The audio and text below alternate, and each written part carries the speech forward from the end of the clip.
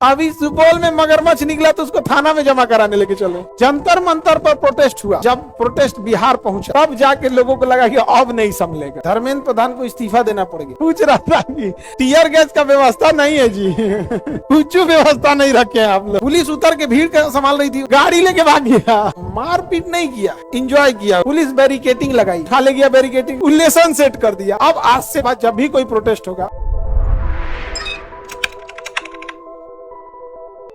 जंतर मंतर पर प्रोटेस्ट हुआ, जंतर मंतर पर प्रोटेस्ट, धर्मेंद्र प्रधान को इस्तीफा देना पड़ेगा। कौन विद्यार्थी लाठी लेके गोली चलाया था? कोई नहीं। बिहार में भी जो आंदोलन हुआ, बच्चों ने कोई लाठी डंडा नहीं चलाया, लाठी डंडा का एंजॉय किया।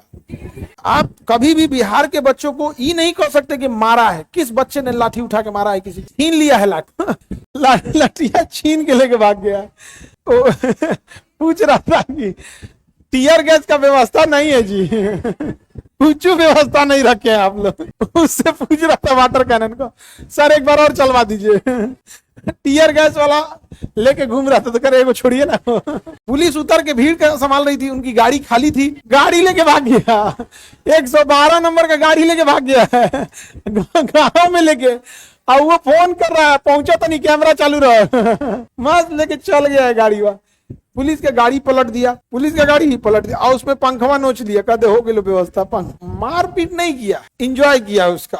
और जब प्रोटेस्ट बिहार पहुंचा तब जाके लोगों को लगा कि अब नहीं संभलेगा। पुलिस बैरिकेटिंग लगाई तो कौन सा गाली गलौज किया, उठा ले गया बैरिकेटिंग। और इस सारा चीज के लिए उस सरदार जी जिम्मेदार है जो बोला था आवा हो बिहार वाले कहाँ बड़ो हो, उस सरदार जी बोला के फूल कांड करा दिया।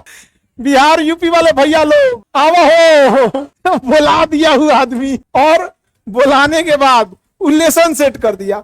अब आज से 5 साल 6 साल बाद जब भी कोई प्रोटेस्ट होगा तो लोग कहेंगे कि भैया 10 दिन 15 दिन 20 दिन प्रोटेस्ट करो, अपने हिसाब से जैसे करना है करो।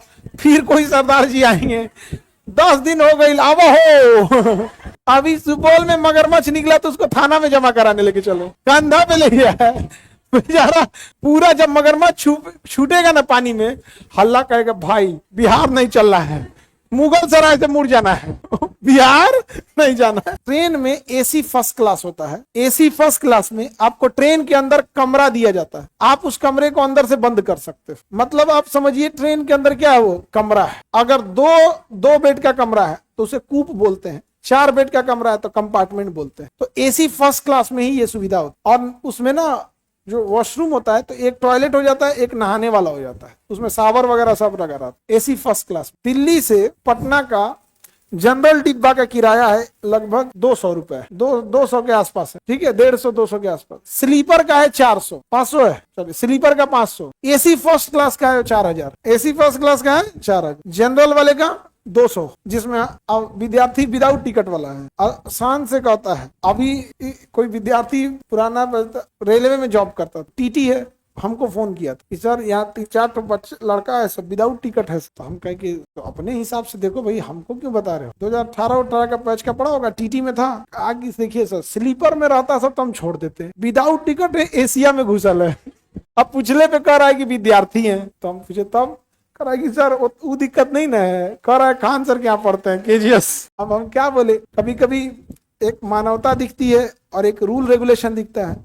मानवता के नाम पे फाइन मार देंगे, उसके पूरे 1 महीने का खर्चा लग जाएगा उस। फिर आदमी कहा कि देखो भाई सबको जनरल में भेज दो, स्लीपर में चाहे जनरल में। तो कहा कि सर समझा रहे थे कि देखो जनरल और स्लीपर में चलता है, ये एशिया में काहे नहीं घुसल है तुम लोग कि। तो जनरल डिब्बा में और एसी में कितना डिफरेंस आ जाता है, बहुत का। और एसी में भी थर्ड एसी तो स्लीपर है, थर्ड एसी स्लीपर, ये बस उसमें एसी लगा दिया। एसी में डिफरेंस देखना मिलेगा फर्स्ट एसी में, खूब कंपार्टमेंट एकदम खाली दिखेगा। उसमें कितने लोग रहेंगे, मान के चलिए 4 कंपार्टमेंट है तो 4 चौको 16 और 3 कूप होगा तो 16 अच्छे 22 से 25 लोग पूरे एक डिब्बा में, बस एसी फर्स्ट क्लास में। इससे ज्यादा रहबे नहीं करेंगे। टीटी आके पूछता है कि सर आ जाए,